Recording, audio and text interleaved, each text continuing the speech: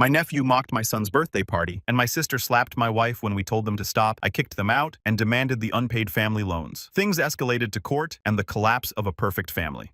I'm 36 male. I'm married to Jane for 7 years, and we've got a 9-year-old son named Caleb. For the past 5 years, I've been the family ATM with actual loan documents to prove it. I'm a corporate accountant in Phoenix. Pull in about $95,000. Jane's a dental hygienist making $60,000. Between us, we're comfortable. Or we were until my older sister Nicole decided her financial problems were my responsibility. Nicole's 39 single mom to a 12-year-old named Braden. Got pregnant in college. Dad bailed, been playing victim ever since. Works as an office manager, makes decent money, but somehow she's always broke. My parents eat it up.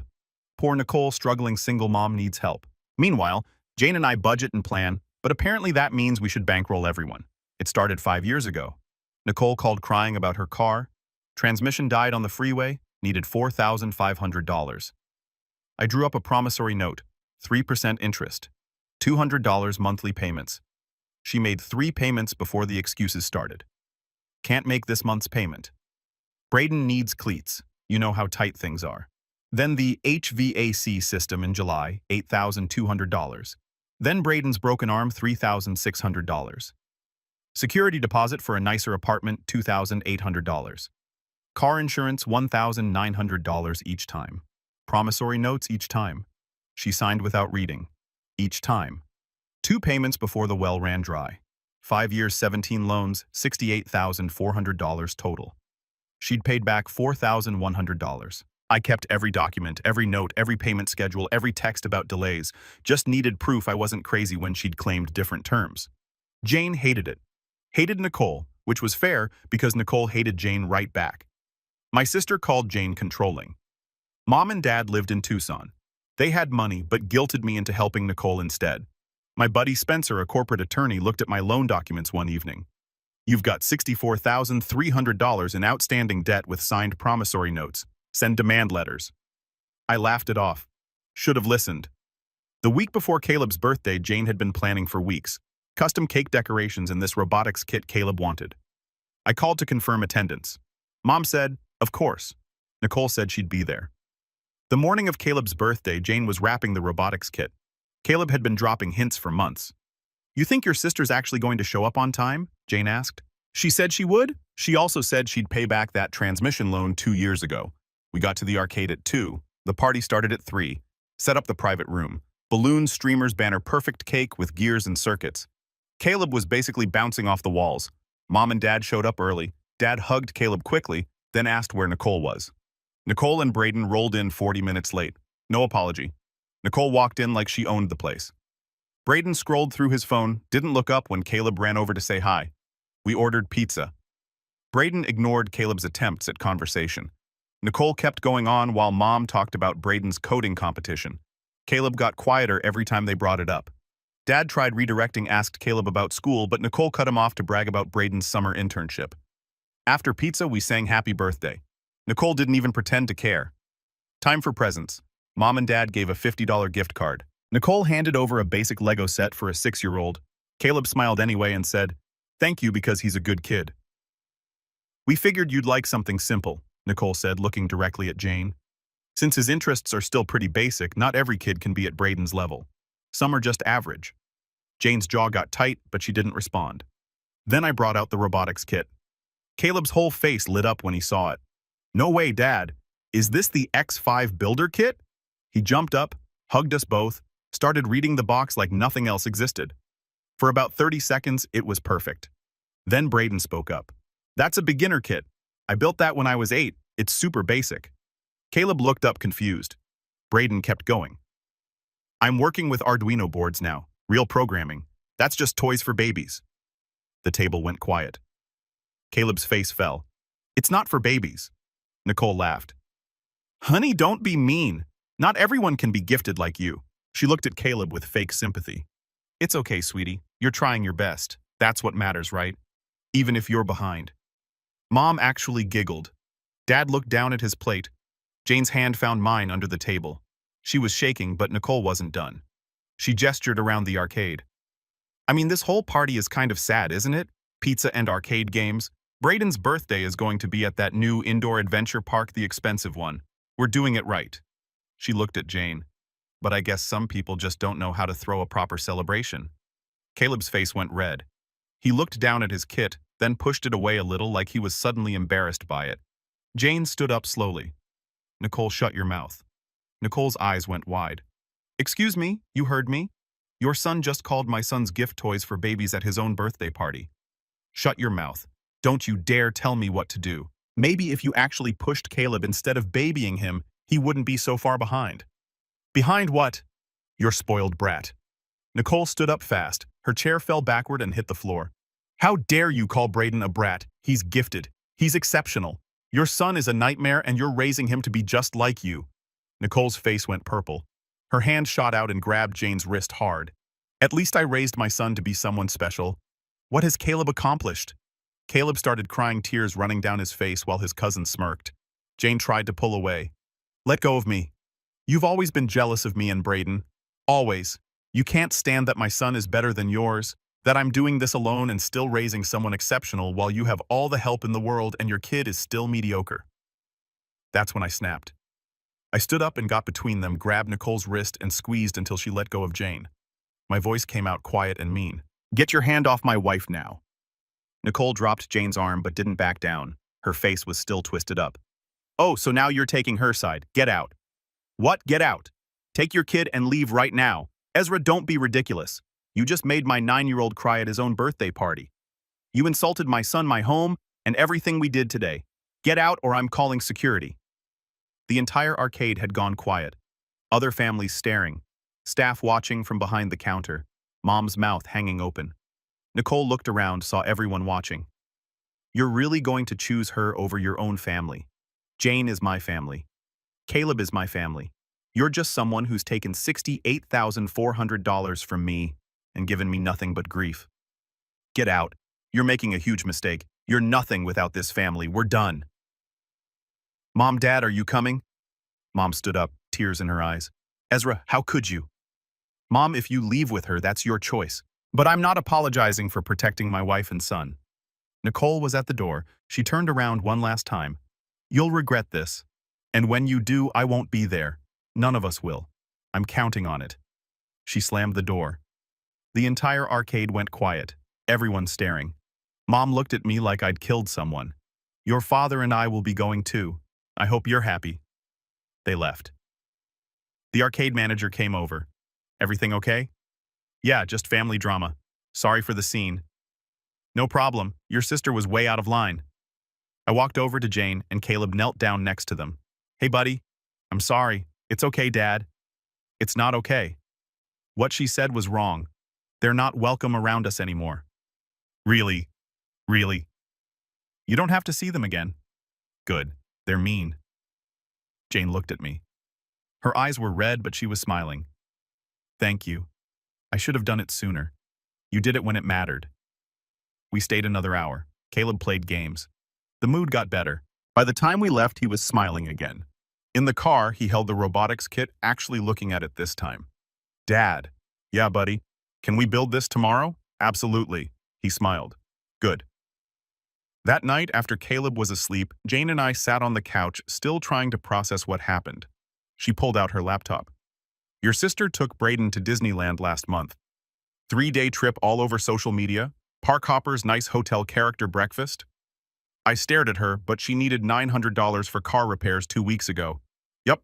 And now she needs $1,400 for a laptop. See a pattern, I saw it.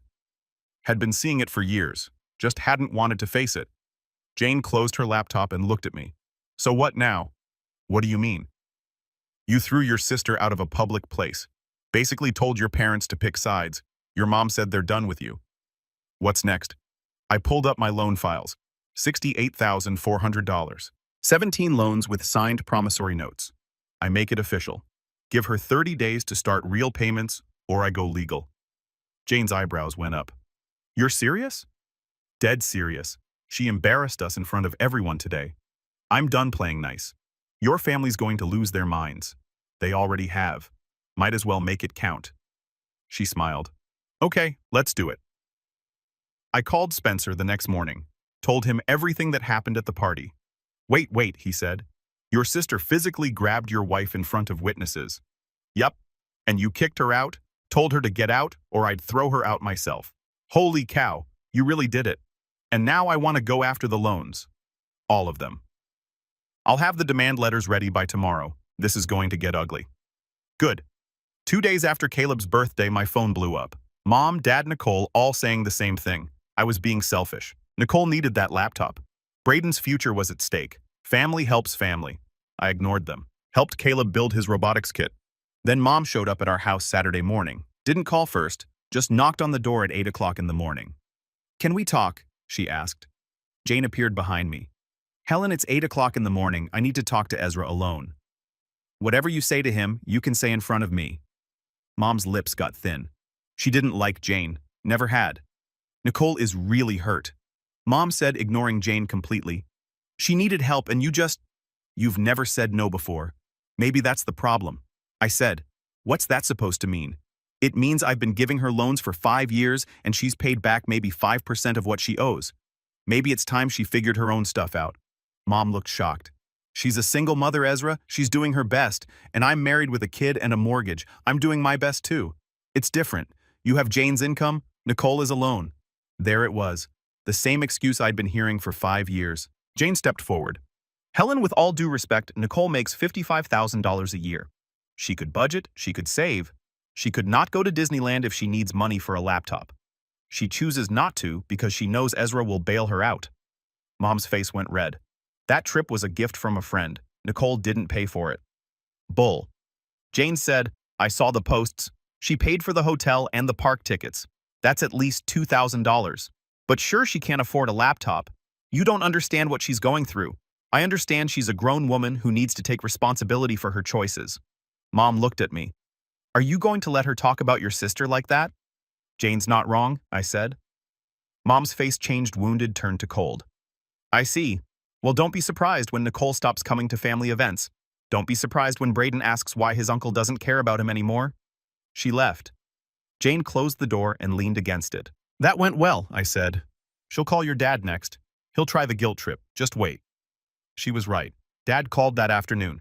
Took the softer approach. Said he understood money was tight, but maybe I could at least do half. Help Nicole out a little. For Braden's sake, Dad. You sat there while Nicole grabbed Jane while she made Caleb cry at his own birthday party while she called him average and mediocre and said our party was sad. You did nothing. Silence on the line.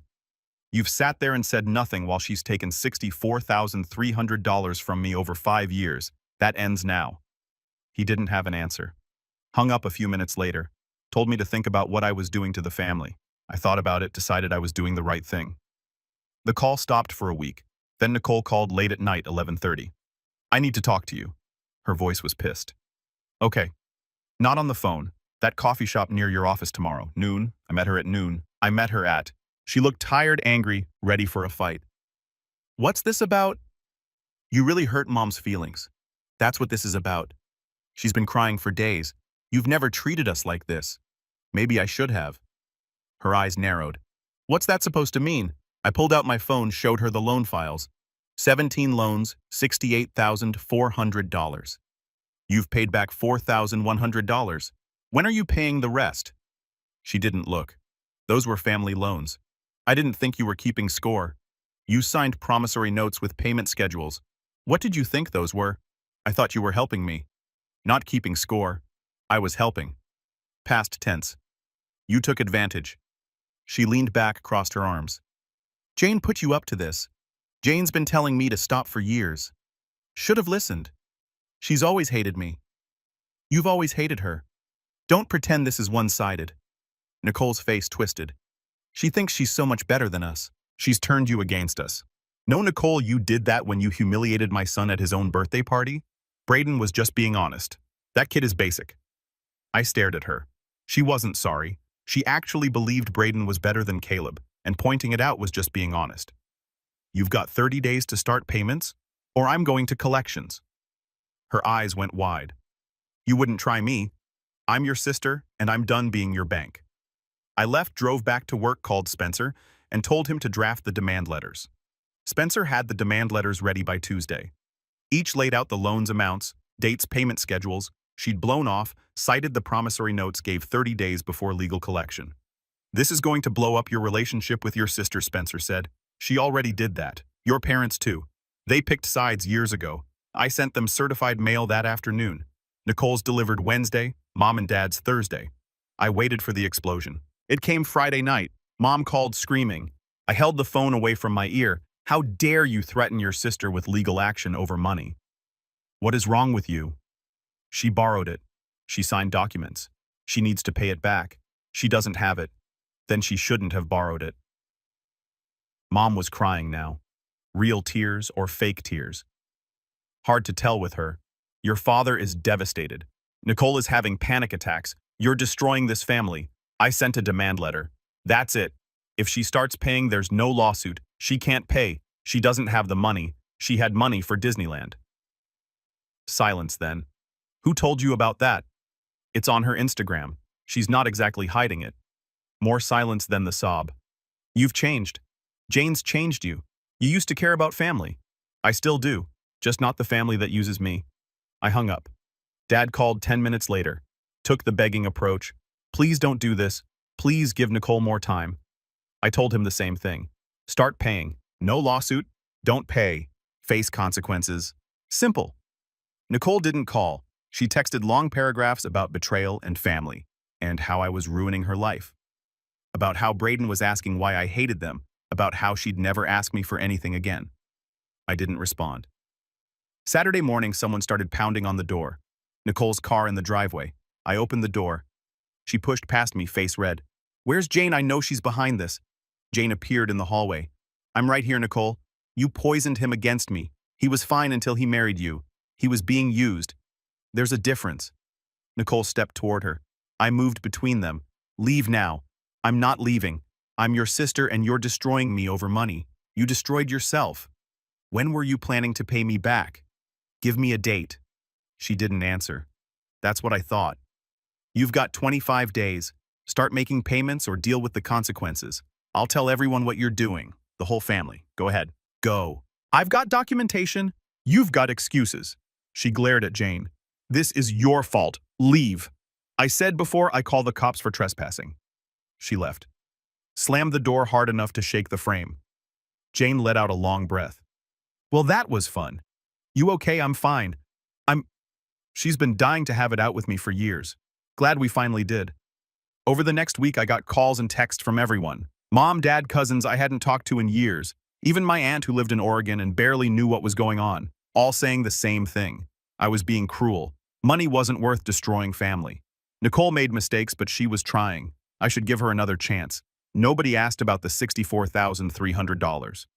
Nobody asked why Nicole had taken 17 loans and paid back almost nothing. Nobody asked how Jane and I felt watching our son get treated like garbage. They just wanted me to shut up, forgive, forget, and go back to being the good ATM son. I didn't. Spencer helped me prep the next step.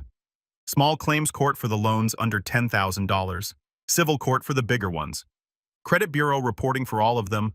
Wage garnishment paperwork ready to go. You're really doing this, he said, going over the filings. I really am. Your family's going to lose their minds. They already have. Might as well make it worth it. Me and Jane went to dinner that night. Nice place. Kind of a celebration. She raised her glass to having a backbone, she said. To having a wife who's been right about everything for 5 years. We clinked glasses. For the first time in forever, I felt relieved. Day 29. No payment from Nicole. No communication except hostile texts about what a terrible person I was. Mom had stopped calling.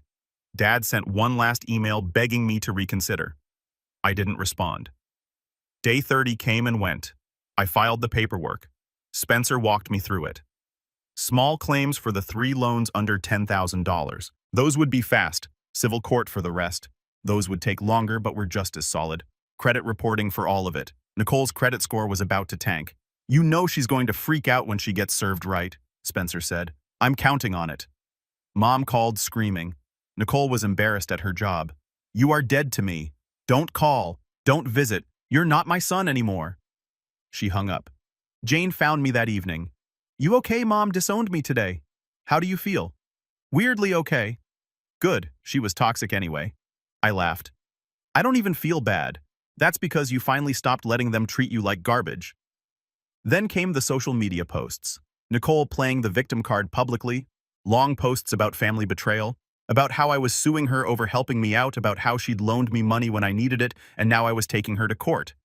Wait, what?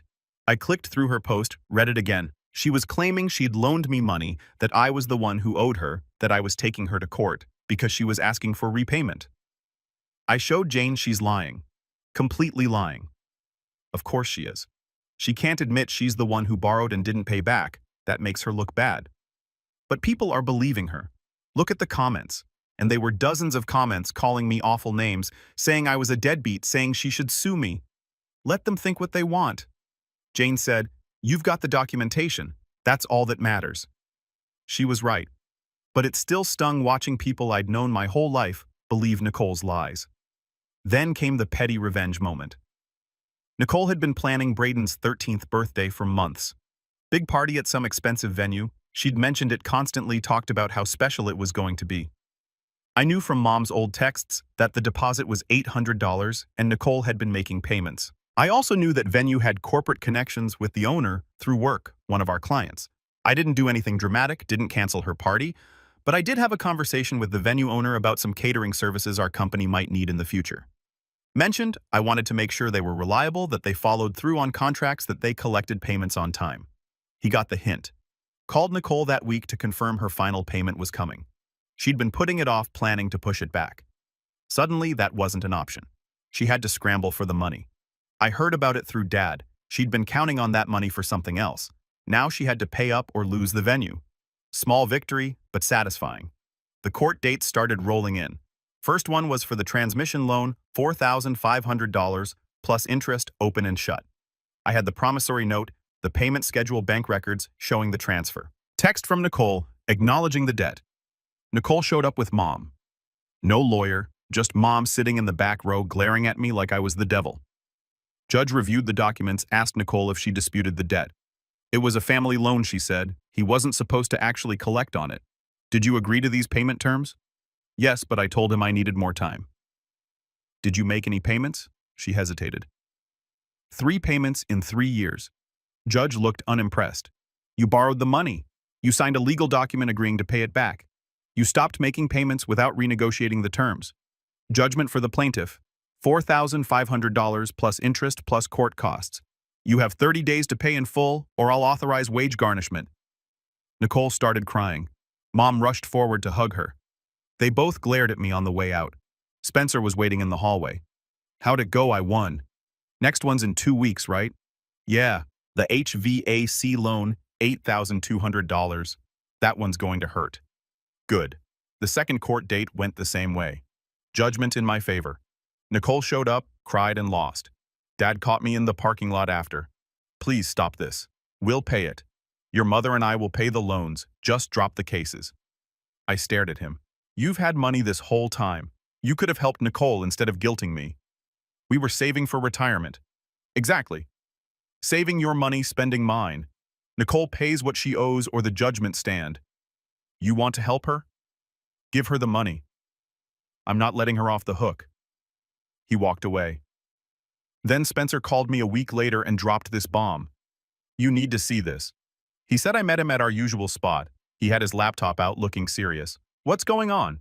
Remember how you said your sister's been posting on social media about how you borrowed money from her?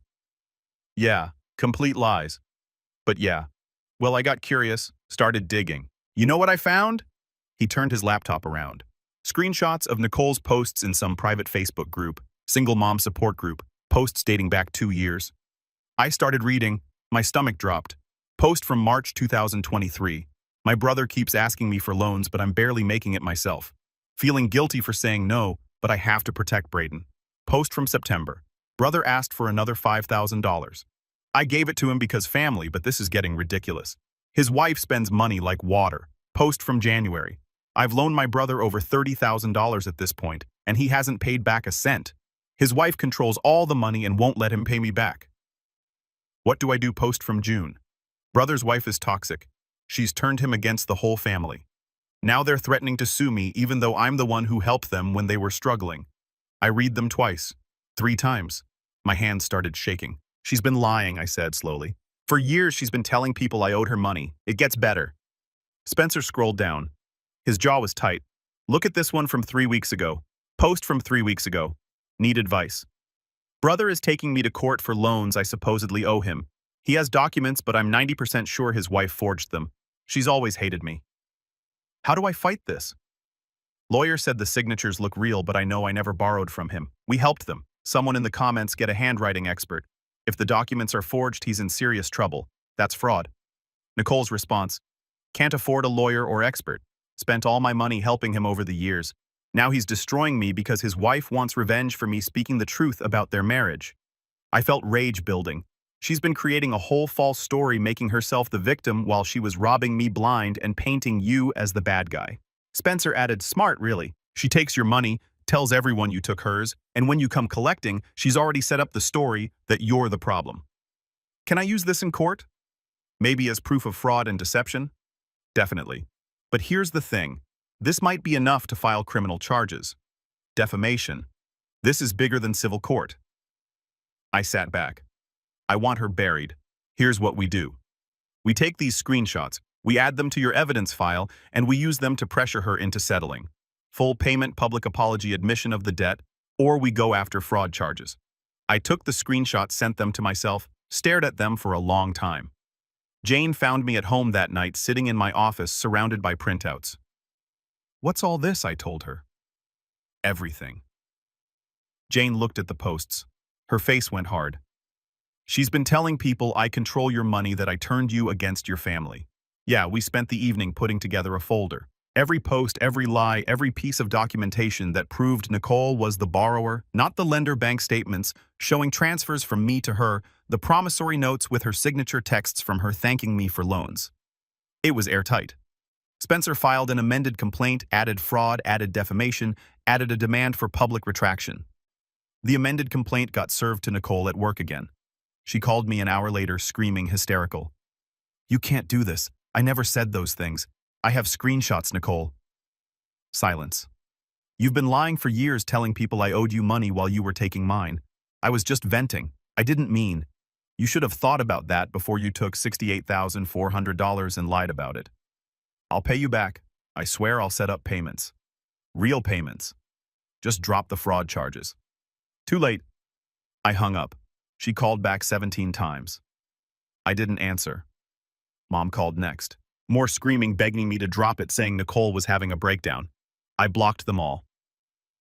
That night, Jane and I sat on the couch and drank. Caleb came downstairs, rubbing his eyes. Dad, why is Grandma calling the house phone? She is? Yeah, she left a voicemail. She sounds upset. I checked the machine.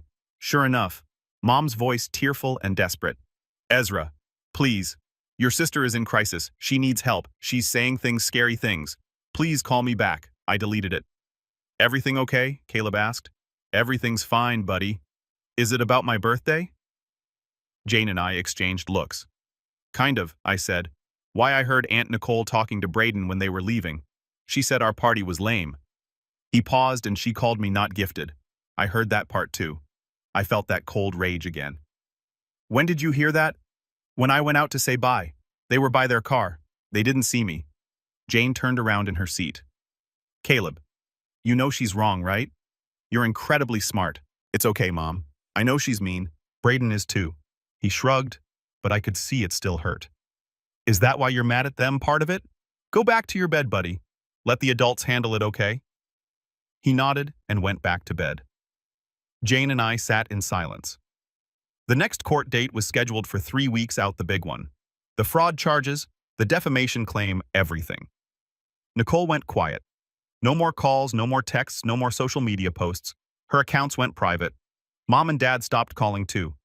I thought maybe they'd finally given up. I was wrong. 2 days before the court date, Nicole showed up at my house alone this time. Jane answered the door, saw who it was, and called for me. I came to the door. Nicole looked terrible. Can we talk? She asked. Quiet, broken. Nothing to talk about. See you in court, please. 5 minutes. That's all I'm asking. Jane gave me a look. I'm not sure what kind. I stepped outside, closed the door behind me. What do you want, Ezra? I'll lose my job? They told me if I get convicted of fraud, I'm fired. I'll lose my apartment. I'll lose custody of Brayden. I need you to drop the charges. Not happening. I didn't think you'd actually take it this far. You thought wrong. She started crying. I'm sorry. Okay, I should have paid you back. I should have been better. But please don't take everything from me. You took $68,400 from me, trashed my wife, let your kid treat my son like garbage and lied about all of it for years. Why should I give you mercy? Because we're family. No, we're not. Mom and Dad will never forgive you. I don't care. Brayden will hate you. I'm fine with that. She wiped her eyes. What do you want for me to pay you back? I can't. I don't have $68,400. Then you shouldn't have borrowed it. I'll set up payments, real ones this time.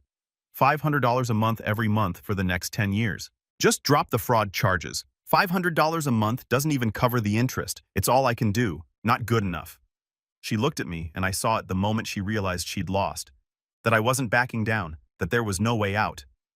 You've changed, she said quietly. You used to be kind. Yes, I've changed. I went back inside. Court day came.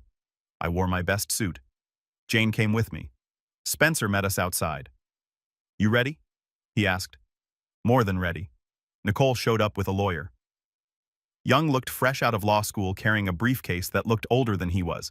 He tried to negotiate outside the courtroom, standing in the hallway under lights that made everyone look sick, offered a payment plan and a retraction. Spencer said no, full judgment or nothing. We went in. The courtroom was small. Nicole sat at the defendant's table picking at her nails. Mom and Dad in the back row. Mom clutching a tissue. The judge reviewed the evidence with reading glasses on. Every page turned felt like a small win. T. Nicole's lawyer stood up, cleared his throat twice. Your Honor, these posts were taken out of context. My client was venting in a private support group. She never intended to claim counsel. The judge cut him off without looking up. Your client posted multiple times with specific dollar amounts claiming she loaned money to the plaintiff. The dates of these posts line up with the actual loans going in the opposite direction. That's building a false story. Nicole started crying. The judge wasn't buying it. I'm ruling in favor of the plaintiff on all counts. Judgment for $68,400 in principal plus interest and court costs. Additional judgment for defamation damages in the amount of $15,000. Ms. Hayes, you have 90 days to pay in full, or I'm authorizing wage garnishment and asset seizure. You're also ordered to issue a public retraction on all platforms where you made false claims about the plaintiff. Failure to do so will result in contempt charges. We're done here. The gavel came down. We walked out. Spencer clapped me on the back. That's how you do it. Jane hugged me. Proud of you. We went home, ordered takeout, watched a movie with Caleb. Normal Friday night. My phone buzzed around 9. Text from an unknown number. I hope you're happy. You've destroyed your sister, destroyed this family. I hope it was worth it. I blocked the number. Another text. Different number. You're going to regret this. We'll never forgive you. Blocked. Then I turned off my phone. The next week, Nicole posted the retraction required by the court, a public admission that she'd lied, that I'd loaned her money, that she'd failed to pay it back, that her claims about me borrowing from her were false. The comments were brutal. People calling her a liar, friends, saying they couldn't believe she'd done that. Her support falling apart in real time. Her employer saw it. She was fired within a week, not for the fraud itself, but for the ethics violation of lying about financial matters while working at an insurance company. Mom called Jane, screaming at her, blaming her for everything. Jane let her yell for about 30 seconds, then hung up and blocked the number. Dad sent an email long going on about family and forgiveness and how I'd regret this someday. I deleted it. Nicole's wages were garnished. She had to move to a smaller apartment. Brayden had to transfer schools. Her car got repossessed again. She was living the life she'd have been living if she'd never had me to bail her out. I didn't feel bad. 6 months passed. The garnishment checks came like clockwork. $287.50 every 2 weeks taken straight from Nicole's paycheck. I set up a separate account just for them. Never touched the money. Didn't need it. It was the principal. By the end of the year, she'd paid back $7,475. Only $75,925 to go. Her credit score dropped to 480. Bankruptcy was declared, but the court judgment survived it. Fraud debts don't get discharged. She temporarily lost custody of Brayden after missing too much work. He moved in with Mom and Dad in Tucson. She got him every other weekend if she could afford the gas. I heard about it through distant relatives' emails with subject lines like, "What you've done and blood is thicker." That's when I realized something. Cutting off my family didn't make me cold or heartless. It made me a better father, a better husband, a better man, because I finally chose the people who deserve my loyalty and left the rest behind.